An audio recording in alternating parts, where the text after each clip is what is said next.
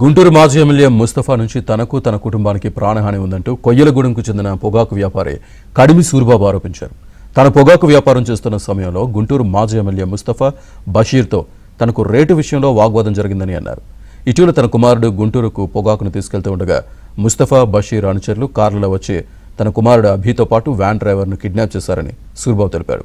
అయితే పోలీసులకు ఫిర్యాదు చేయడంతో గంటల వ్యవధిలోనే కిడ్నాప్ కేసును ఛేదించారని చెప్పారు. ఇప్పటికైనా మాజీ ఎమ్మెల్యే ముస్తఫా నుంచి తమను రక్షించాలని సూరిబాబు ప్రభుత్వానికి విజ్ఞప్తి చేశారు.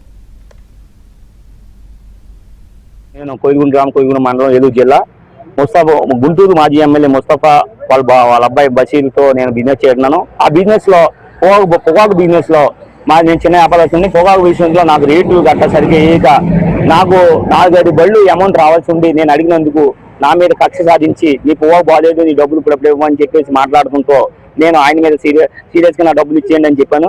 మమ్మల్ని కాదే నువ్వు గుంటూరు ఎట్లా బతుకుతావు, ఎట్లా వ్యాపారం చేస్తావు అని నన్ను బెదిరించారు.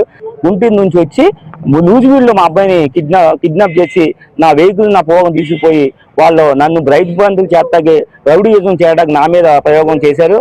దాన్ని 112కి ఫోన్ చేసి పోలీసుల సహాయంతో నేను మా అబ్బాయిని కాపాడుకున్నాను.